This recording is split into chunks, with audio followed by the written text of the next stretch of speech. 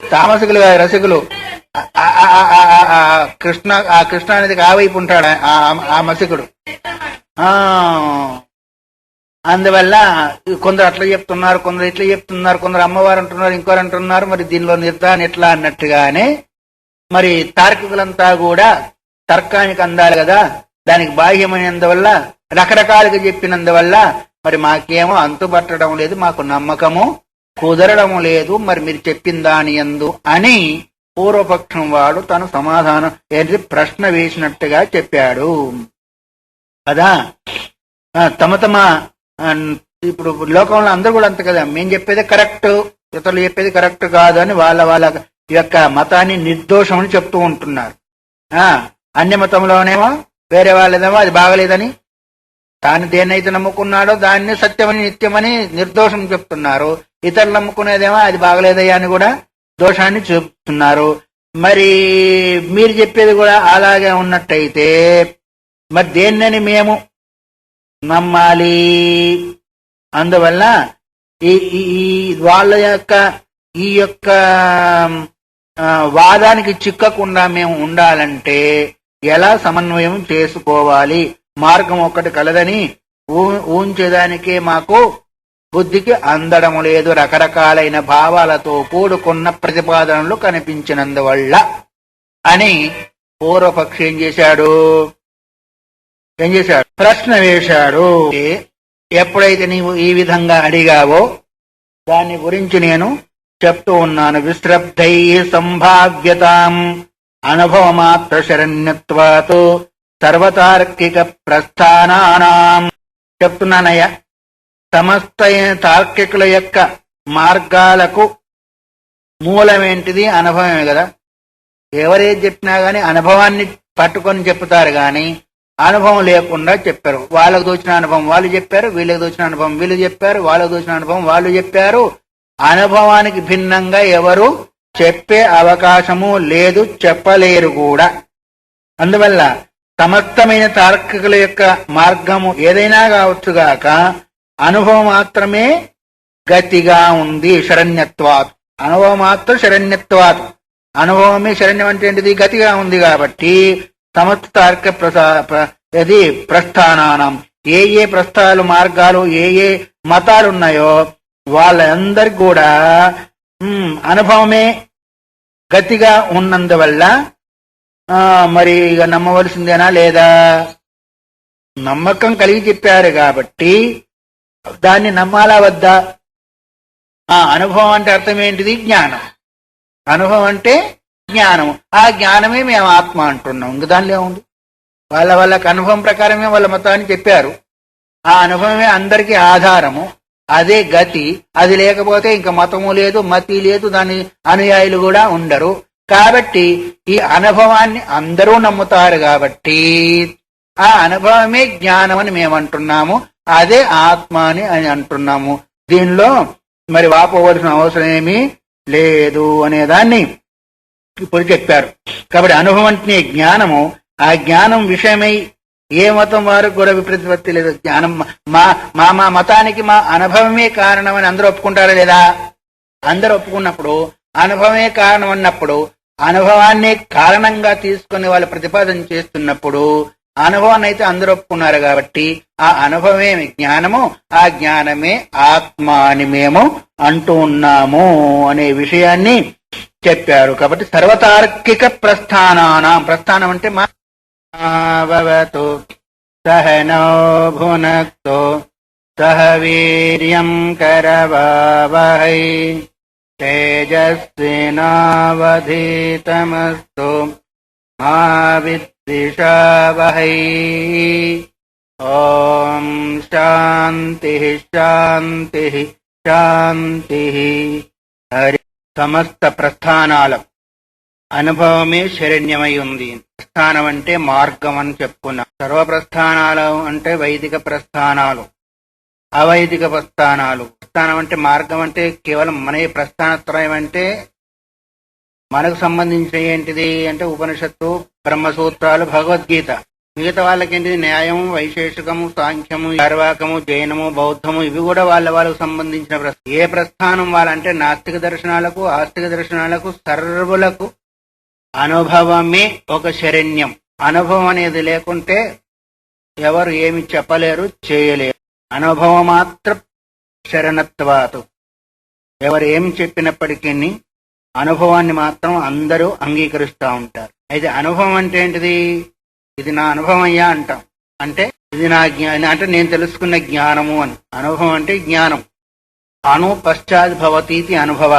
అను అంటే తర్వాత, భవతి అంటే అవుతుంది. దేని తర్వాత? ఇంద్రియాలు వస్తువు, ఇంద్రియ వస్తు యొక్క సంయోగం తర్వాత కలిగేది అని.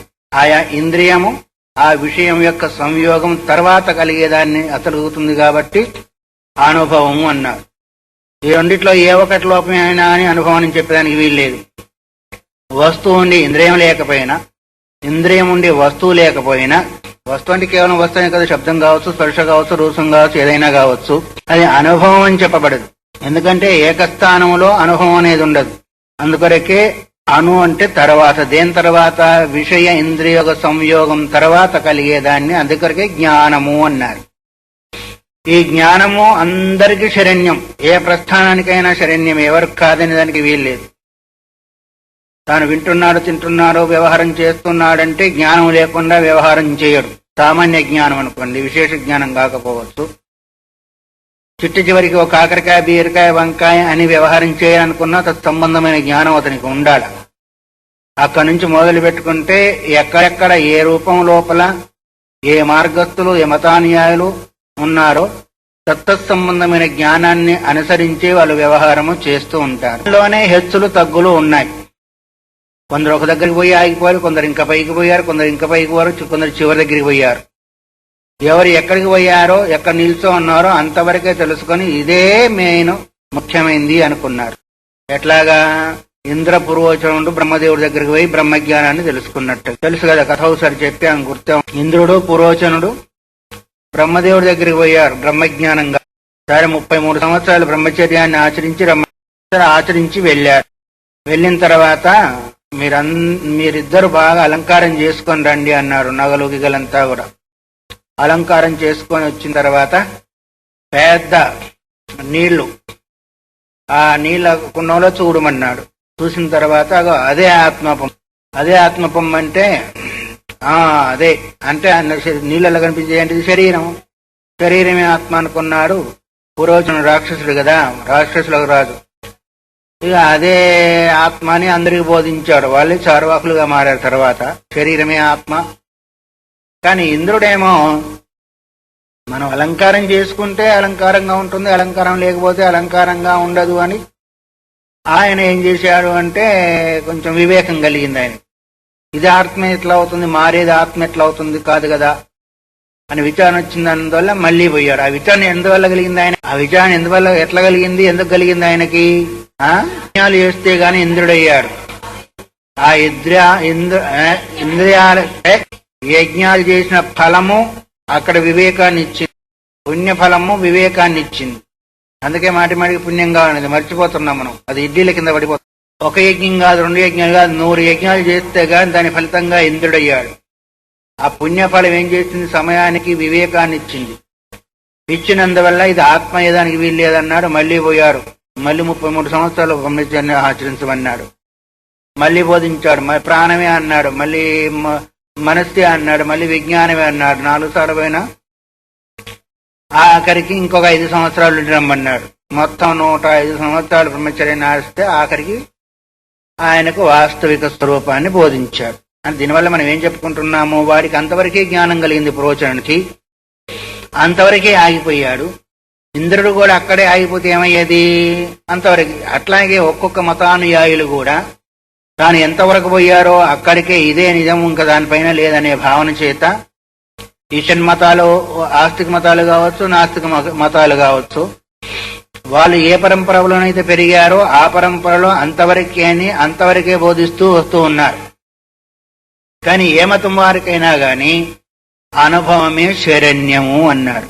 తాను అనుభవించే అనుభవమే శరణ్యము, అనుభవమే జ్ఞానము, ఆ జ్ఞానాన్ని ఒక్కొక్కరు ఒక్కో రకంగా భావిస్తూ మాకేం దానిలో ఇబ్బంది లేదు. కానీ మా జ్ఞానం మాత్రం సర్వోపరిగా మేము భావిస్తున్నాం. దానికంటే మించిన వస్తువు ఇంకొకటి లేదు. తదభిరీయతే, అది ఎట్లాగో ఇప్పుడు నేను చెప్తున్నాను వినండి అనే భావన కలిగి ఉన్నాడు. ఏంటది? ఇమం ప్రాశ్నికముద్దిశ్య తర్కజ్జర భృషాతురాః స్వాక్షరస్కవచోజాలైర్మోహయంతీతరేతరం. వచోజాలైర్మోహయంతీతరేతరం. వాక్య శబ్దజాలం చేత ఒకరు మోహింపజేస్తున్నారు. అంటే మాది ఇట్లా ఉంది కాబట్టి మాదే గొప్పది, మాది ఇట్లా ఉంది కాబట్టి. త్వాక్షరస్కవచ, త్వాక్షరస్క అంటే త్వాత అని వచ్చేస్తుంది. ఏంటి? గంధవత్వాతు అంటే గంధం కలిగి ఉన్నందువల్ల, మన ఎట్లయితే ఉన్నందువల్ల, పోయినందువల్ల, వల్ల వల్ల వల్ల అంటున్నాం, వల్ల కాడంటున్నామో. వల్ల అంటే అర్థమేమి? కారణం తెలుపుతుందా లేదా? సంస్కృతంలో కూడా త్వాత అని వచ్చేస్తుంది చివర్లో. మనకెట్లయితే వల్ల వస్తుందో అట్లాగే సంస్కృతంలో ఏమొస్తుంది? త్వాతు, గంధవత్వాతు, పటత్వాతు, ఆత్మత్వాతు అంటే కారణాన్ని తెలుపుతుంది. పటత్వాతు, ఘటత్వాతు, మఠత్వాతు, త్వాత అని వస్తుంది కదా చివరికి. అది కారణాన్ని పొందిస్తుందా లేదా? మనకెట్లాగైతే ఆ పోయినందువల్ల, వచ్చినందువల్ల, తిన్నందువల్ల ఏమవుతుందని వల్ల వల్ల అంటున్నామా లేదా చివర్లో. అట్లాగే సంస్కృతంలో త్వాతను వచ్చేస్తుంది. త్వాత చిరస్కవచోజాలై, ఇలాంటి త్వాత అని ఉపయోగించి దీనివల్ల దానివల్ల అని వాళ్ళు ఎవరికి వాళ్ళు శిరస్కవచోజాలై, అదే శిరస్సు నందు ఇది పెట్టుకొని ఉన్నారు. శిరస్కం అంటే అర్థమేమి? ఇది కిరీటం అంటారు. ఆ కిరీటం పెట్టుకొని త్వాతని ఆ యుక్తియుక్త వాక్యముల చేత గుంపులు గుంపులు ఒకరికొకరు మోహింపజేసుకుంటున్నారు అన్నాడు. ఎట్లా అది అంటే ఇమం ప్రాశ్నికముద్దిశ్య తర్క జర భృషాతుర. తర్కం అనే జ్వరం కలిగి ఉంది. తర్కమే ఒక జ్వరం వాళ్ళకి. ఆ తర్కం అనే జ్వరం చేత బాధింపబడుతూ ఆ అనుభవం ఉద్దేశించి మా అనుభవం ఈ విధంగా ఉన్న వల్ల మాదే గొప్పది, మా అనుభవం ఈ విధంగా ఉన్నందువల్ల ఇదే గొప్పదని. మనం ఉపన్యాసాల్లో ఒక ఉపమానం చెప్తుంటారు, గుర్తుందా? 4 గుడ్డోళ్ళు ఒక ఏనుగును చూశారని. 4 గుడ్డోళ్ళు పోయి ఒక ఏనుగును చూశారు. ఒకడు కాళ్ళను పట్టుకున్నాడు, ఒకడు తోకను పట్టుకున్నాడు, ఒకడు చెవును పట్టుకున్నాడు, ఒకడేమో వీపును పట్టుకున్నాడు. ఏనుగంటే చాట మాదిరి ఉంటుందని ఒకడు పోట్లాడాడు. ఏనుగంటే స్తంభం మాదిరిగా ఉంటాడని కాలు పట్టుకున్నవాడు అన్నాడు. ఏనుగంటే చీపురులాగా ఉంటుందని తోక పట్టుకున్నవాడు అన్నాడు. ఇక వీపు పట్టుకున్నాడు, చెవు పట్టుకున్నవాడు చాటలాగా ఉందన్నాడు. నేను చూసింది రైట్ రా, నేను చూసాను కాబట్టి 4 పోట్లాడుకుంటున్నాడు. 4 చెప్పేది కరెక్టే, కానీ వాళ్ళు ఎక్కడ చూశారు? ఏకదేశంలో చూశారు కానీ సర్వత్రా చూడలేదు. అట్లాగే మతాల వాళ్ళు కూడా వాత అని మాదే గొప్ప, మాదే గొప్ప, మాదే గొప్ప అని చివరికి ఎవరో పూర్తిగా చూసిన వాడు వచ్చారే, నువ్వు చెప్పేది కరెక్టరా, నువ్వు చెప్పేది కరెక్టరా, అంత కలిస్తే అయిందిరా అని వాడు చెప్తాడా లేదా? మంచి ఏది కన్నున్నవాడు వచ్చి, గుడివాడు అంటే అర్థం ఏంటిది? అజ్ఞానంతో కూడుకున్నవాడు. కన్నున్నవాడంటే సంపూర్ణ జ్ఞాని. అట్లాగే వీళ్ళందరూ కూడా అందుకరికి అన్నారు తావది గర్జంతి శాస్త్రాన్ని జంబుక విపనేయధ. అడవిలో నక్కలు ఎంతవరకు అరుస్తాయి అంటే సింహం అరవనంత వరకు.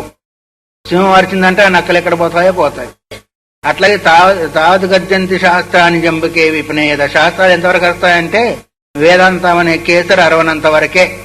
వేదాంతం అనే కేసరి, అద్వైత వేదాంతం అనే కేసరి అరిస్తే ఈ నక్కలని ఎక్కడ పోతాయో అని ఒక శ్లోకం ఉంది దానికి. అందువల్ల వాళ్ళు తప్పని కాదు, కానీ అనుభవాన్ని అందరూ ఒప్పుకుంటారు. ఆత్మ ఉందని అందరూ ఒప్పుకుంటారు. ఇప్పుడు శరీరం ఆత్మ అంటే అనవచ్చు, ఆత్మ ఒకటి ఉందని వాడు ఒప్పుకుంటున్నాడా లేదా? ఒప్పుకున్న తర్వాత అసలు ఆత్మ అంటూ తర్వాత విచారణ మీద జరుగుతుంది కదా. ఆత్మే లేదనేది మాత్రం లేదు. దేవుడు లేడనేవాడు ఉంటే ఉండొచ్చు, కానీ ఆత్మ లేదనే వాడి నువ్వు అన్న మాటకు నా ఆత్మ బాగా బాధపడిందా అంటాడు లేదా? వాడు ఎంత కూలి పని చేసుకునేవాడైనప్పటికీ వాడు ఆత్మ ఒకటి ఉందని, నా ఆత్మకు చాలా ఆనందం కలిగిందయా అంటాడు. కాబట్టి ఆత్మ ఉందని ప్రతివాడు కూడా ఒప్పుకుంటూ ఉంటారు. తర్వాత అనుభవాన్ని కూడా అందరూ కూడా ఒప్పుకుంటుంటారు. అయితే ఎలాంటి పరిస్థితి కలిగింది ఆత్మ అనుభవము అనేది విచారణ ద్వారా ఎప్పుడైతే సంపూర్ణంగా నిష్కపటంగా విచారించగలుగుతామో అప్పుడు వాస్తవికత ఏర్పడుతుంది. అందుకొరకే తర్కం అనే జ్వరం కలిగిన వాళ్ళు, జరభృషాతుర, బాగా 100, 200, 300 జ్వరం వచ్చిన వాళ్ళు ఎట్టుంటారు? హాయిగా నిద్రపోతారు కదా, వాడు నిద్ర కూడా పట్టదు. పడుతుందా? నిద్రపోతుందా? ఆతురా కొట్టుకుంటా ఉంటాడు, హాయ్ హాయ్ అంటా ఉంటాడు. ఇట్లాగో అట్లాగే తర్కం అనే జ్వరం బాగా పట్టుకుంది వీళ్ళకి. పట్టుకున్నందువల్ల వాదులాడుతూ ఉంటారు.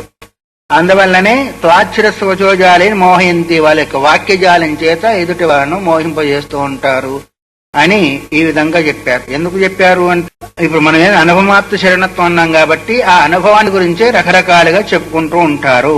కాబట్టి రకరకాలు చెప్పినందువల్ల ఇప్పుడు ఏమైంది? అత్రాపి చోదయతి అనుభవాత్మనో అవిక్రియాభ్యుపగమే అనభ్యుపగమేపి దోషయేవా. అనుభవ రూపమైన ఆ విచారాన్ని అంగీకరించినప్పటికీ అంగీకరించకపోయినప్పటికీ దోషమే అవుతుంది అని ఒకవేళ అంటావేమో. నువ్వు అనుభవానికి విచారించిన, ఆత్మకు వికారాన్ని అంగీకరించిన, లేదు అంగీకరించకపోయినప్పటికీ దోషమేను అన్నారు. ఆత్మకు వికారం ఏంటిది? ఆత్మ కూడా వికారం కలిగింది అని నువ్వు ఒకవేళ అంగీకరించినా దోషమే. అది వికారం కలిగింది కాదు అని అంగీకరించిన రెండు పక్షాల్లో దోషమే వస్తుంది అని పూర్వపక్షి మళ్ళీ ఆక్షేపణ చేస్తుంది. వికారం కలిగిందని మిగతా వాళ్ళందా అంటారు, వికారం లేనిది అని కొంతమంది అంటారు. ఈ రెండు విషయాల్లో కూడా దోషమే వస్తుంది అనుభవాన్ని మనం చూసినట్టయితే. ఎలా వస్తుంది? యస్మాత్ ఆహ, ఏ రకంగా వస్తుంది అంటే, వర్షాతపాభ్యం కిం వ్యోమ్నశ్చర్మణ్యేవతయో ఫలం చర్మోపశ్చేత్ సో అనిత్య ఖతుల్యశ్చేద్ అసత్సమః. బాగా వర్షం పడింది అనుకోండి, తుఫాన్ వర్షం బాగా పడింది 4-5 రోజులు. ఎండాకాలం వస్తే బాగా ఎండలు, అప్పుడు వర్షానికి తడిచిపోయింది పాపం, ఎండల్లాగానే ఎండిపోయింది ఆకాశం కదా. తలకాయ ఊపుతావేంటి? దేనికైనా తలకాయ ఊపితే ఎట్లా? ఎండలు వచ్చినా దానికి ఎండ తలగలదు, బాగా వర్షం పడినా దానికి వర్షము లేదు, చలి పెట్టినా చలి లేదు. ఆకాశానికి ఎట్లాగైతే ఎండ వల్ల, వర్షం వల్ల, చలి వల్ల బాధ లేదో, వికారాన్ని పొందదో, ఆ రెండింటి ఫలము దేనికి కలుగుతుంది? చర్మానికి కలుగుతుంది కానీ దేనికి కలగదు. ఇంకా ఆ అనుభవం దేనికి కలుగుతుంది? ఏ చర్మానికి? శరీరం పైన ఆచ్ఛాదింపబడిన చర్మానికి మాత్రమే. చర్మం ఎక్కడుంది? కేవలం పైన కాదు, లోపల కూడా ఉంది. అందుకనే మనం చల్లటి తాగిన, వేడి తాగినా మనకు చల్లగా వేడి తెలుస్తుందా లేదా? ఈ స్పర్శేంద్రం ఒక్కటే శరీరం అంతా ఉంది, మిగతా అన్ని అక్కడే ఉన్నాయి. గుర్తుపెట్టుకోండి, మిగతా ఇంద్రియాలు ఎక్కడి ఇంద్రియం అక్కడే ఉంది, కానీ స్పర్శేంద్రియం మాత్రము సర్వశరీరవర్తి అన్నారు. అంతా అంటే లోపల బయట మొత్తం. మనకి ఎక్కడ ఈగ వారినా తెలుస్తా ఉందా లేదా? అదంతటి స్పర్శ యొక్క గుణమే కదా. లోపల కూడా ఎక్కడ బాధ కలిగేది, ఎక్కడ చల్లగా ఉంది, ఎక్కడ వేడిగా ఉంది, ఎక్కడ కొరికేది అంత తెలుస్తుందా లేదా? అంటే ఎతికించిది చర్మం, ఏది స్పర్శేంద్రియం మొత్తం లోపల బయట అందా ఉంది. మరి ఎండ వర్షం అంతా కూడా స్పర్శేంద్రియానికి, చర్మానికి తెలుస్తుంది, కానీ మిగతా దేనికి తెలియదు. అది ఆకాశానికి ఉందా ఏంటి? లేదు. అందువల్ల ఏమంటున్నా, వర్షాతపాభ్యం కిం వ్యోమ్నః చర్మణ్యేవతయోఫలం. వాటి యొక్క ఫలము స్పర్శేంద్రియం మాత్రమే గ్రహిస్తుంది, గాని ఆకాశానికి ఎట్లాగైతే దాంతో సంబంధము లేదు. ఒకవేళ ఆత్మ కూడా చర్మంతో సమానుడయ్యా అంటావా? ఆత్మ అనిత్యుడవుతాడు. ఆత్మ కూడా ఇవి రెండు తెలుస్తాయి అంటే. ఆకాశంతో సమానుడైతా అంటావా? శూన్యుడవుతాడు. ఆకాశం ఎట్లాగైతే శూన్యమైందో ఆత్మ కూడా శూన్యమైంది. ఇప్పుడు ఎవరు చెప్తున్నారు? ఇది ఆక్షేపం చేస్తున్నాడు. ఆత్మ వికార పూర్వపక్షి ఆకాశం అనుభవము లేదు. ఈ రెండింటిని నువ్వు అంగీకరించిన వికారం పొందుతుంది అన్నా దోషం వస్తుంది, పొందదన్నా దోషం వస్తుంది. వికారం పొందుతుంది అంటే అనిత్యత్వ దోషం వస్తుంది, వికారం పొందదంటే ఆత్మ కూడా శూన్యమైపోతుంది ఆకాశం వలె. దానికి చెప్తున్నాడు, బుద్ధి జన్మని పుంసశ్చ వికృత్యద్య అనిత్యత అథా వికృతిరేవాయం ప్రమాతేతన యుజ్యతే. జ్ఞానం పుట్టినప్పుడు ఒకవేళ వికారం కలిగితే జీవుడికి, ఆత్మకు అనిత్యత్వం సంభవిస్తుంది. వికారం లేకుంటే ఆత్మ ప్రమాదం చెప్పేదానికి యుక్తం కాదు అని అన్నాడు. ఎవరన్నారు? ఇప్పుడు జ్ఞానం కలిగింది. జ్ఞానం కలిగినప్పుడు బుద్ధి జన్మని పుంసస్య వికృతి యథా అనిత్యత. జ్ఞానం కలిగినప్పుడు, ఒక విషయం యొక్క జ్ఞానం కలిగినప్పుడు వికారం కలిగినట్టయితే కుండలో వికారం కలిగినందువల్ల ఎట్లాగైతే అనిత్యమో, పటంలో వికారం కలిగినందువల్ల ఎట్లాగైతే అనిత్యమో, అట్లాగే నీకు బుద్ధికి కూడా, లేదు పురుషుని కూడా, ఆత్మకు కూడా ఒకవేళ జ్ఞానం కలిగినప్పుడు వికారం కలిగితే అనిత్యం అవుతుంది. అది అవికృతిరేవయం ప్రమాదేదిన యుజ్యతే. ఒక వికారం కలగదంటావా, ప్రమాత అని చెప్పేదానికి వీల్లేదు. ప్రమాద అంటే అర్థమేమి చెప్పాను ఇదివరకు. జ్ఞానాన్ని తెలుసుకునేవాడు ప్రమాత అంటే. ప్రమాత, ప్రమాణము, ప్రమేయము, ఈ మూడు అని. ప్రమేయం అంటే జ్ఞానం, ప్రమాత అంటే తెలుసుకునేవాడు, ప్రమాణం అంటే తెలివి. ప్రమేయము అంటే నాకేం ప్రమేయం లేదంటావు, అది వేరు, మళ్ళీ సంబంధం లేకపోయాడు అది వేరు. ఇక్కడ ప్రమేయం అంటే ఏమిటిది, జ్ఞానం. అందుకొరకే అప్రమేయుడు ఆత్మ. ప్రమాత అంటే తెలుసుకునేవాడు, ప్రమాణం అంటే తెలుసుకునే తెలివి. అదే మనం వృత్తి అన్నామే. ప్రమాణం అంట ఒకవేళ వికారం కలగలేదంటే ప్రమాత అయ్యేదానికి వీల్లేదు, వికారం కలిగిందంటే అనిత్యుడవుతాడు అని రెండు వేసేశాడు అక్కడ. అదే బుద్ధి జన్మని పుంసస్య వికృతి అనిత్యత. వికారం ఎట్లాగైతే చెందినట్టయితే అనిత్యత్వం ఆపత్తి వస్తుంది. ఒకవేళ వికారం చెందకపోతే ప్రమాత అయ్యే వీలు లేదు అని ఈ విధంగా చెబుతూ దీనికి పరిహారము సిద్ధాంతి ఇంతవరకు పూర్వపక్షము ఏం చేశాడు, తన యొక్క భావాన్ని చెప్పాడు. ఇప్పుడు దీన్ని పరిహారం చేస్తూ ఉన్నాడు. ఎవరు, సిద్ధాంతవాది. అస్య పరిహార, దీన్ని పూర్వపక్షం ఏదైతే దోషాన్ని చూపించాడో, వికారం చెందినందువల్ల దోషమే, వికారం చెందనందువల్ల దోషం ఏదైతే దోషాన్ని చూపించాడో ఆ దోషాన్ని పరిహారము చేయాలి. ఊర్ధ్వం గచ్చంతి ధూమే కం భిద్యతే స్మిన్నభిద్యతే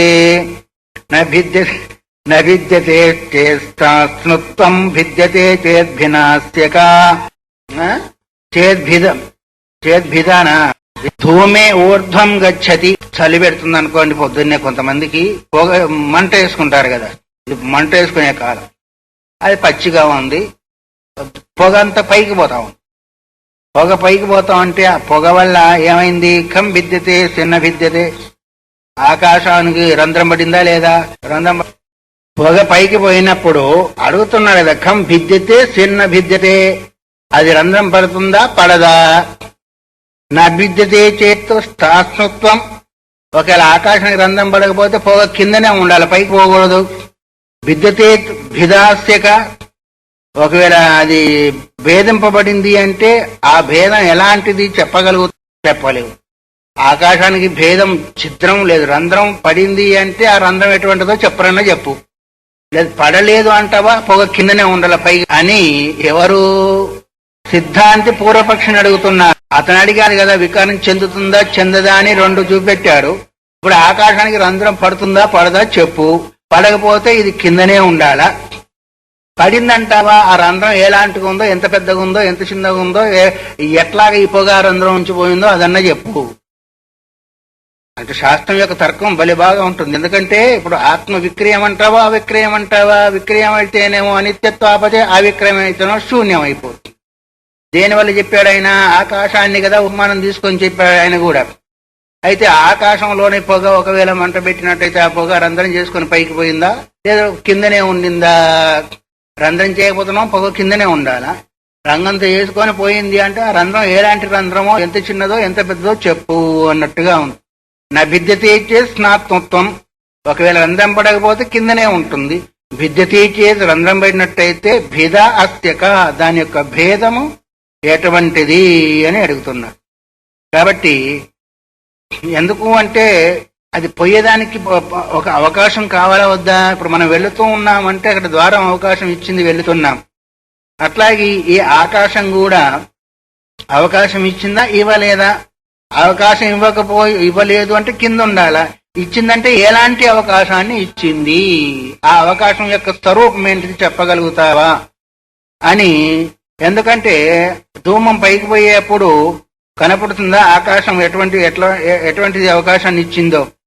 కాబట్టి ఆ అవకాశము నిరూపము, అవకాశాన్ని నీవెట్లాగైతే నిరూపించలేవో అట్లాగే ఆకాశ స్వరూపంతో ఆకాశ స్వరూపం కలిగింది ఆత్మ. ఆ ఆకాశ స్వరూపంగా ఉన్న ఆత్మను ఎలాంటిదని చెప్పగలుగుతాము? వికారం అని చెప్తావా, అవికారం అని చెప్తావా? పొగ చేత అది వికారం పొందిందన్నావా, పొందలేదని చెప్పగలుగుతావా నీవు? అట్లాగే ఆత్మ కూడా ఆకాశాన్ని నువ్వు పోల్చుకున్నావు కాబట్టి, ఆకాశ స్వరూపం అన్నాం కాబట్టి, ఆకాశం ఎట్లాగైతే నిర్లేపమో అట్లాగే నిర్లేపము మా అనుభవం జ్ఞానం కూడా. ఇత్యేతత్ ప్రత్పత్త్యార్థమాహ, పైన చెప్పిన దాన్ని ఇంకా బాగా సుగమయ్యేదాని కొరకు కింది శ్లోకం ద్వారా చెప్తున్నారు. అవిక్రియస్య భోక్తృత్వం స్యాద్ అహం బుద్ధి విభ్రమాత్ నౌయాన విభ్రమాద్యద్వన్నగేషు గతి కల్పనం. ఒక మాట చెప్తున్నాడు. ఆత్మ వికారుడైన ఆత్మకు అహంకారం చేతన కలిగిన భ్రాంతి వల్ల భోక్తృత్వం కలుగుతుంది. నేను భోక్తను, కర్తను, నేను స్త్రీని, పురుషుణ్ణి అని ఎప్పుడు అనుకుంటున్నాడు? అహంకారం చేత అవికారుడైనప్పటికీ తాదాత్మ్యం చేత కర్తృత్వ భోక్తృత్వాలు వస్తున్నాయి. దానికి ఎట్లాగా? మనం బస్సులో కూర్చుండి వెళుతున్నప్పుడు చెట్లన్నీ మన వెనుకకు పరిగెత్తున్నాయి కదా. ఆ వేగం అనే దోషం చేత ఎలాగైతే రైలు గాని బస్సు గాని ముందుకు పోతూ ఉంటే అక్కడ ఉన్న వస్తువులన్నీ వెనుకకు పరిగెత్తినట్టుగా ఉంటున్నాయో, అక్కడ దోషం ఏంటిది? వేగం. అట్లాగే అహంకారం అనే దోషం చేత ఆత్మ తాదాత్మ్యం చేత అవికారుడైనప్పటికీ ఆత్మకి కర్తృత్వాదులంతా కూడా ఆరోపణ చేయగలుగుతున్నాయి అని ఉపమానం చెప్పారు. ఆ కాలంలో ఓడలున్నాయి కాబట్టి ఓడను గురించి చెప్పారు. దీనిలో మనకి ఇప్పుడు బస్సులు గీసులు ఉన్నాయి కాబట్టి మనకి ఈ ఉపమానం చెప్పాను. అందుకొరకే అవిక్రియస్య భోక్తృత్వం స్యాద్ అహం బుద్ధి విభ్రమాత్. అవికారుడైన ఆత్మకు అహం బుద్ధి చేత, అహంకార బుద్ధి చేత ఏకాత్మ్యం చెందిన కారణం చేత నౌయాన విభ్రమాత్, నౌకలో కూర్చున్న వాడికి తాను ముందు పోతా ఉంటే అక్కడ తీరంలో ఉన్న చెట్లన్నీ కూడా వెనుకకు పోయినట్టు ఎట్లాగైతే ఉంటావో, విభ్రమాద్ యద్వన్ నగేషు గతి కల్పనం. నగేషు అన్నాడు. నగేషు అంటే వృక్షాలు. నగం అంటే వృక్షం కూడా అవుతుంది, నగం అంటే కొండలు కూడా అవుతుంది. వెనుకకు పోతున్నట్టుగా మనకు కనిపిస్తూ ఉంటాయి, లేదా చెట్లు వెనుకకు పోతున్నట్టు కూడా కనిపిస్తూ ఉంటాయి. మరి కదిలిక లేని చెట్లలో కదిలిక ఎలా వచ్చేసింది? దానిలో నగం అంటే నా గచ్చతీతి నగ, అది ఒక చోటు నుంచి ఒక చోటికి కదిలేది